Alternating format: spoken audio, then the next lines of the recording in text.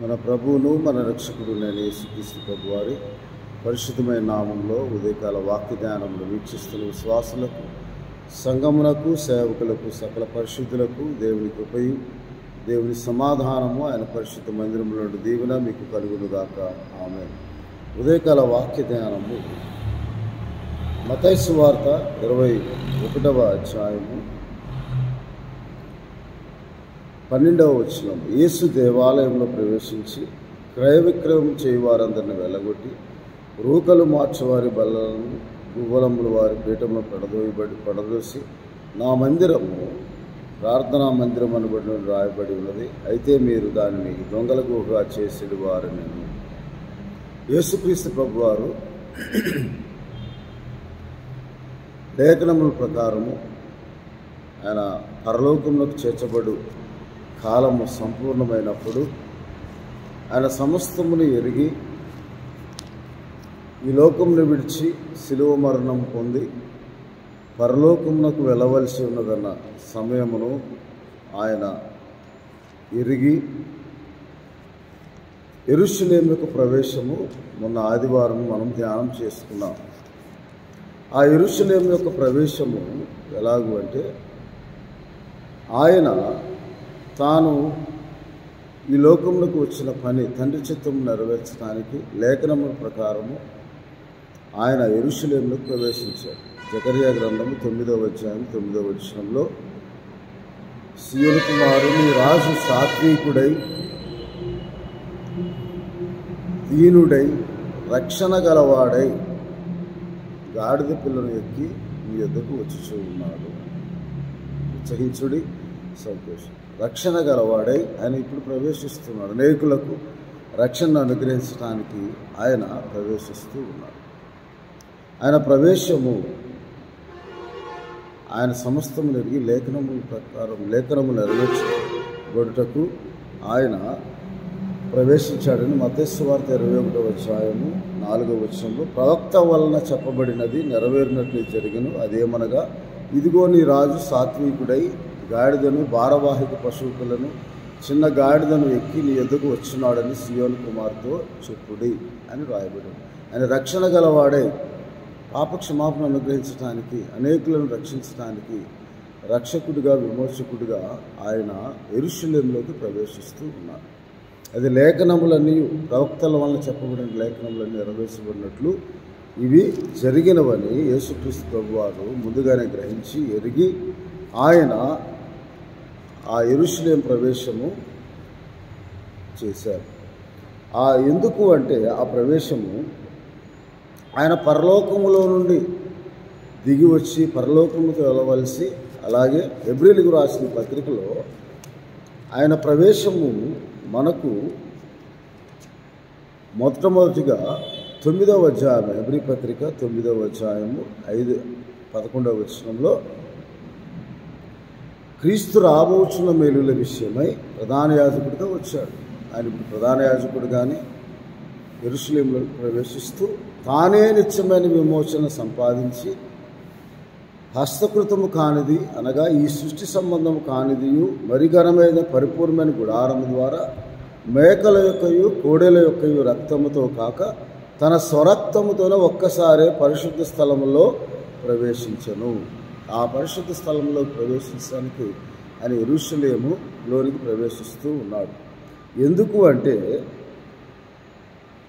10వ అధ్యాయం, హెబ్రీయులకు రాసిన పత్రిక 10వ అధ్యాయము, ధర్మశాస్త్రము రాబోచున్న మేలును చేయగలదియే గాని ఆ వస్తువులు నిజస్వరూపము కలిగినది కాదు. కనుక ఆ యాజకులు ఏటేటా ఎడతెగక అర్పించి ఒకటే విధమైన బలులు వాటిని తెచ్చువారికి ఎన్నడూ సంపూర్ణ సిద్ధి కలుగు చేయవు. కనుక 3వ వచనంలో, అయితే ఆ బలులు అర్పించేత ఏటేటా పాపములు జ్ఞాపకముకు వచ్చుచున్నవి. ఏలయనగా ఎడ్ల యొక్కయు మేకల యొక్కయు రక్తము పాపము తీసివేయటం అసాధ్యం. కాబట్టి ఆయన ఈ లోకమందు ప్రవేశించినట్టు ఇలాగూ చెప్పారు, బలియు అర్పణ నీవు కోరలేదు కానీ నాకు శరీరం అమర్చితివి, పూర్ణ హోమములను పాప పరిహార బలు నీకు ఇష్టమైనవి కావు. అప్పుడు నేను గ్రంథపు చుట్టలో నన్ను గూర్చి రాయబడిన ప్రకారం, దేవా నీ చిత్తము నెరవేర్చు, ఇదిగో నేను వచ్చి ఉన్నాను అని ఆయన ఒక్కసారి ఆ అర్పణ అర్పించుటకు 14వ వచనము 10వ అధ్యాయం హెబ్రీ పత్రిక. ఒక్క అర్పణ చేత ఈయన పరిశుద్ధపరచబడి వారిని సదాకాలం సంపూర్ణులుగా చేసి ఉన్నాడు. ఎందుకు అంటే మనము కూడా ఆ పరిశుద్ధ స్థలంలో ప్రవేశించడానికి ఆయన ముందుగానే ప్రవేశించాడు. తండ్రి కుడి పార్శ్వమున ఆసీనుడు అవుటకు ఆయన ప్రధాన యాజకుడిగా ప్రతి సంవత్సరం ప్రధాన యాజకులు తన కొరకు జనుల కొరకు అర్పింపవలసిన అర్పణకు ప్రతిగా పరిశుద్ధ స్థలంలో ప్రవేశించుటకు ఆయన పాప నివారణ చేయుటకు ఒక్కసారి ఆ పరిశుద్ధ స్థలంలో ప్రవేశించి మనకు కూడా సమృద్ధిగా ఆ పరిశుద్ధ స్థలంలోకి ప్రవేశించడానికి అర్హతను ఆయన శిలువ యాగం ద్వారా మనకు అనుగ్రహించడానికి, ఆయన ద్వారా తండ్రి యొద్దకు చేరటానికి, ఆయన ద్వారా పరలోకంలో చేరటానికి, పరలోక రాజ్యంలో ప్రవేశించడానికి ఆయన ఒక్కసారి ఆ పని చేసి ఈ యెరూషలేము ప్రవేశమును ప్రధాన యాజకుడిగా ఆయన అర్పింపవలసిన అర్పణ తన స్వరక్తమిచ్చి ఆయన మన పాపములను పరిహరించి ఒక్కసారి ఆ పరిశుద్ధ స్థలంలోనికి ఆయన ప్రవేశించి మనకు కూడా ఆ ప్రవేశమును సమృద్ధిగా అనుగ్రహించాడని దేవుని వాక్యంలో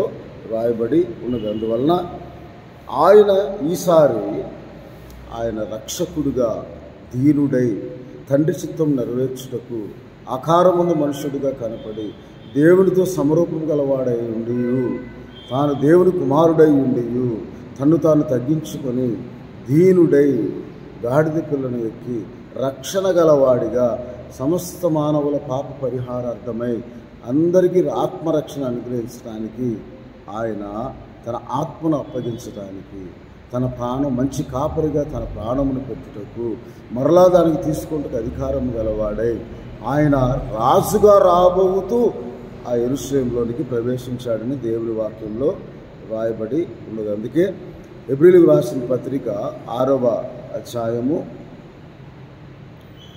19వ వచనం, ఈ నిరీక్షణ నిశ్చలమును స్థిరమునై మన ఆత్మకు లంగరవలే తెర లోపలికి ప్రవేశించు ఉన్నది.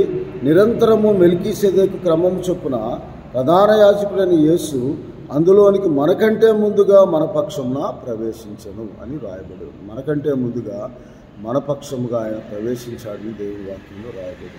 అలాగూ ప్రవేశించిన తర్వాత ఆయన మొట్టమొదటి కార్యం ఏం చేశాడంటే ఆలయ శుద్ధీకరణ చేశాడు.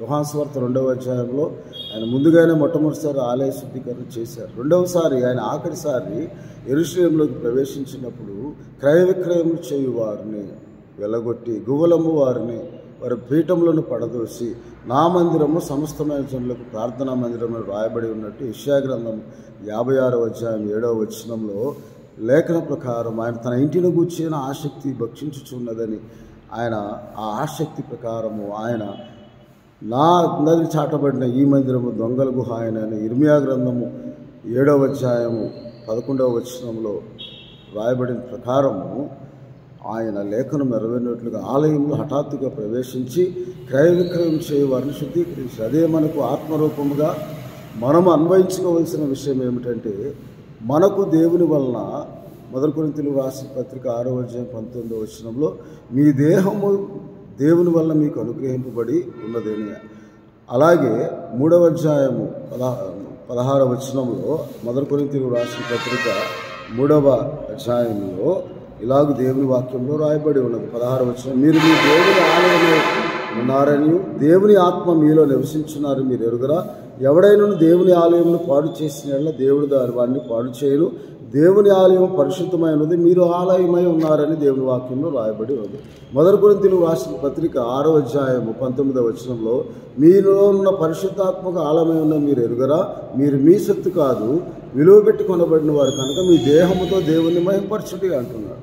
మన దేహముతో మనం దేవుని మహింపరచినట్లుగా పరిశుద్ధాత్మను మనం ఆహ్వానించి ఆత్మ మనల్ని శుద్ధీకరించినట్లుగా మన దేహము దేవాలయముగా ఉన్న ఆ దేవాలయంలో యేసుక్రీస్తుకు వారు ప్రవేశించి పరిశుద్ధాత్మ ద్వారా మనల్ని శుద్ధీకరించి మన 2 కొరింథీ 7వ అధ్యాయము 1వ వచనంలో మన ఆత్మకు శరీరము కలిగిన కల్మషం నుండి మనం పరిశుద్ధులుగా చేయటానికి ఆత్మ మనల్ని పరిశుద్ధపరచడానికి మనం పరిశుద్ధపరచుకోవడానికి పరిశుద్ధుడైన నీతిమంతుడిని యేసుక్రీస్తు ప్రభువును హృదయంలోకి ఆహ్వానించినప్పుడు మన పాపములు మనం ఒప్పుకున్నప్పుడు మన హృదయంలో మన శరీర సంబంధమైన కార్యములు, నేత్రాశ, జీవపుడము, శరీరాశలకు సంబంధించిన గలతీ పత్రిక 5వ అధ్యాయం 20వ వచనం రాయబడినవన్నీ ద్వేషము, అసూయ, కలహము, కక్ష ఇటువంటివన్నీ ఆత్మరూపముగా ఆయన శుద్ధీకరించినట్లుగా పరిశుద్ధపరచువాడు నేను, మిమ్మల్ని మీరు పరిశుద్ధపరచుకోండి అని చెప్పి మనలో ఉన్న అన్యమైన వాటన్నిటిని తీసివేసి శుద్ధీకరించుకున్నట్టుకు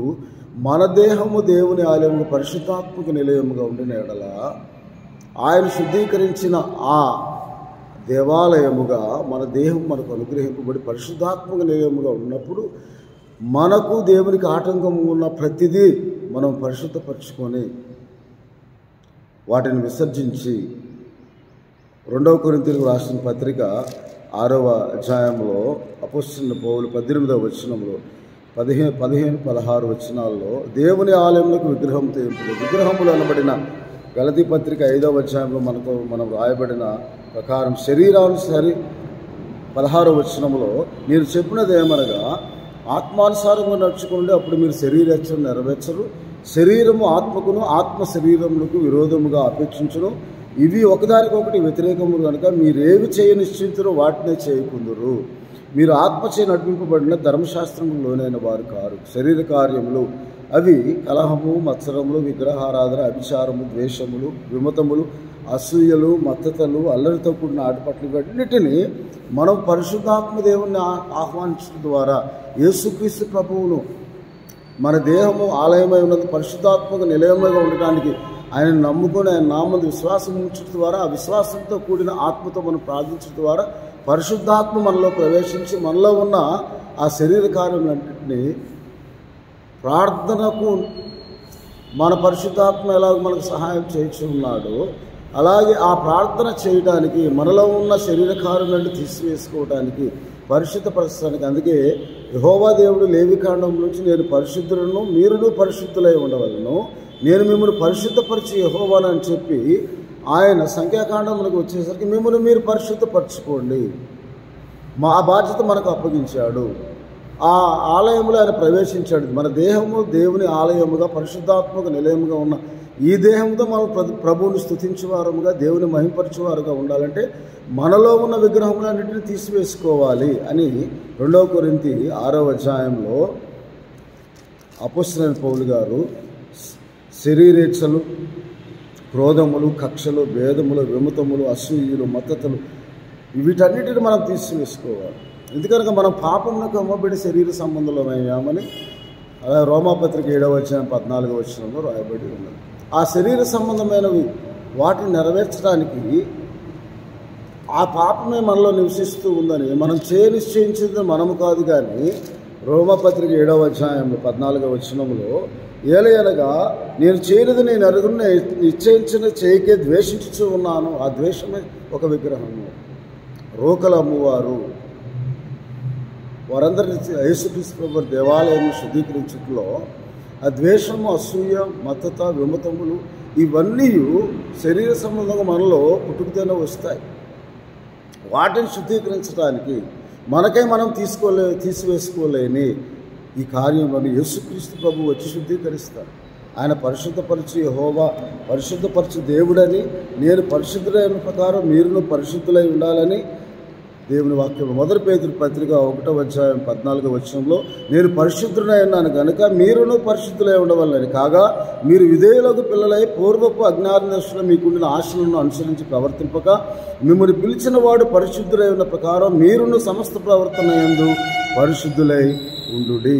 మీరు పరదేశులై ఉన్నంత కాలము భయంతో గడుపుడి, పక్షపాతం లేకుండా క్రియలను బట్టి ప్రతివాన్ని తీర్పు తండ్రికి తండ్రి అని మీరు ఆయనకు ప్రార్థన చేయొచ్చు ఉన్నారు. ఆ ప్రార్థన ద్వారానే యాకోబు పత్రిక 3వ అధ్యాయంలో మనము మన నాలుగుతో ఏం చేస్తామంటే 8వ వచనంలో 9వ వచనంలో దీనితోనే తండ్రి అయిన ప్రభువును స్తుతిస్తాము, దీనితోనే దేవునికి పోలికగా పుట్టిన మనుషులను శపిస్తాము, ఒక్క నోట నుండి ఆశీర్వచనం శాపవచనం బయలుదేరును.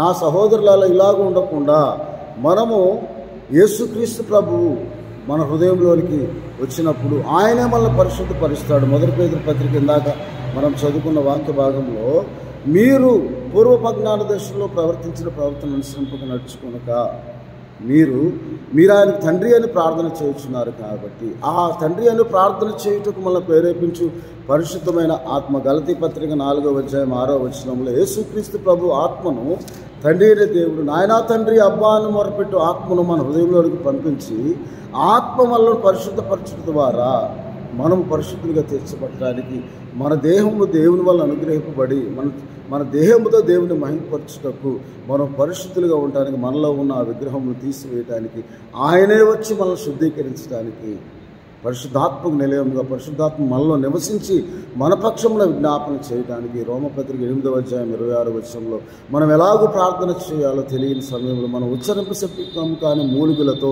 ఆయన తానే మన పక్షంగా విజ్ఞాపన చేయొచ్చు, సహాయం చేయొచ్చు. మన బలహీనత అనబడిన భక్తిహీనత ద్వారా మన కొరకు ప్రార్థన చేయొచ్చు. అలాగే యేసుక్రీస్తు ప్రభు వారు కూడా తండ్రి కుడిపార్శ్వం ఆసీనుడై మొదటి యోహాను పత్రిక 2వ అధ్యాయం 1వ వచనంలో మన పక్షంగా విజ్ఞాపన చేయొచ్చు ఉన్నారు.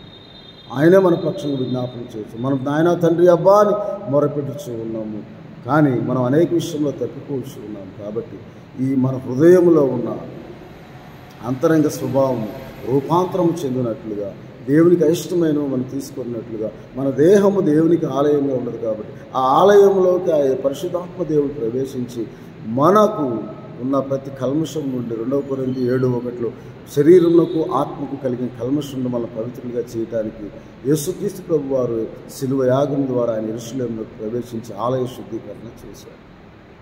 ఆ దేవుని ఆలయంగా మనం ఇప్పుడు ఉన్నాం. మన హృదయము ఆయన ఆలయం, ఆయన వాక్యము మనలో నాటబడాలి. ఆ ప్రార్థన పరిశుద్ధాత్మలో ప్రార్థన చేయొచ్చు. యూదాపత్రిక 20వ వచనంలో రాయబడిన ప్రకారం మనం విశ్వసించే అతి పరిశుద్ధమైన దాని మీద మనం కట్టుకోవచ్చు.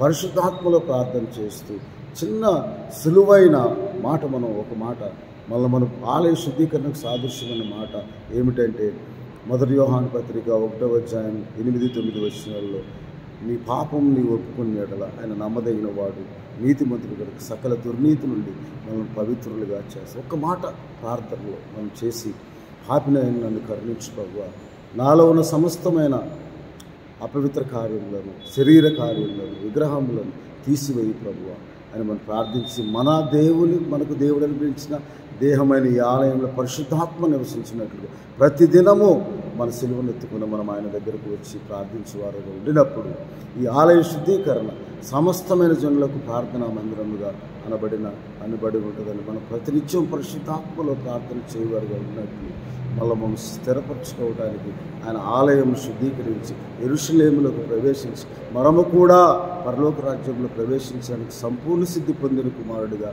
మా ప్రధాన యాజకుడిగా గొప్ప ప్రధాన యాజకుడిగా ఆయన దీనుడే సాత్వికుడే రక్షణ గలవాడే మన ఆత్మను రక్షించుటకు పరలోకంలో మనం ప్రవేశించుటకు ద్వారమును మార్గమును సరళం చేయుటకు ఆయన గాడిద పిల్లలకి దీనుడై ఆయన నీ కొరకు నా కొరకు శిలువ యాగం ద్వారా మరణము పొందుటకు ఆయన యెరూషలేములోకి ప్రవేశించి ఆయన మరల రాజుగా యెరూషలేముకు రాబోతూ ఉన్నాడని గమనించి లేఖనం నెరవేట్లు ఇవన్నీ జరిగినవని గ్రహించి మనము కూడా పూర్ణాత్మతో పూర్ణశక్తితో పూర్ణ బలంతో దేవుణ్ణి ఆరాధించి ప్రార్థించి మన హృదయంలో ఉన్న మత్సరము కలహము అసూయ ద్వేషము ఇవన్నిటిని శుద్ధీకరించుకొని మళ్ళీ మనం పరిశుద్ధపరచుకోవడానికి పరిశుద్ధాత్మ దేవుడు మనకు సహాయం చేయను గాక.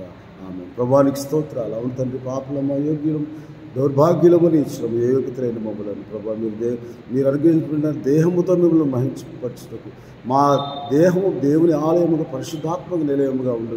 ఎవడైనా దేవుని ఆలయం పాడు చేసిన వాడు దేవుని పాడు చేస్తాడు. మీరు పరిశుద్ధమును దేవుని ఆలయమై ఉన్నారు. మీ వాక్యం ద్వారా సెలవిచ్చిన ప్రకారం మేమందరం ప్రతి దినము ప్రభు పరిశుద్ధపరుచుకుంటూ మీ సన్నిధికి వచ్చి మా పాపములు ఒప్పుకొని మమ్మల్ని మేము శుద్ధీకరించుకొని ప్రభా సుంకరి చేసిన ప్రార్థన పాపిని నన్ను కరుణించి ప్రభు నీ వైపు చూచుటకు నేను యోగ్యుడు కానని మేమందరము గ్రహించి అలాగే ప్రార్థించి పాప క్షమాపణ పొందుకొని పరిశుద్ధతను సంతరించుకునే భాగ్యం దయచేయమని వీడిదారు వీక్షిస్తున్న ప్రతి ఒక్కరిని మీ కృపలో జ్ఞాపకం చేసుకోమని మా ప్రభువును మా రక్షకుడునైన యేసుక్రీస్తు వారి పరిశుద్ధమైన నామమున ప్రార్థన చేయుచున్నాను తండ్రి. మన తండ్రి అయిన దేవుని ప్రేమ, ప్రభువును రక్షకుడైన యేసుక్రీస్తు వారి కృప, పరిశుద్ధాత్మని చాదర అన్యోన్య సహవాసం ఇది మొదలుకున్న దేవుడు మీకును మీ కుటుంబములకు సహాయం దయచేసి మిమ్మల్ని ఆశీర్వదించును గాక. ఆమె దేవుడు మిమ్మల్ని దీవించును గాక. ఆమె.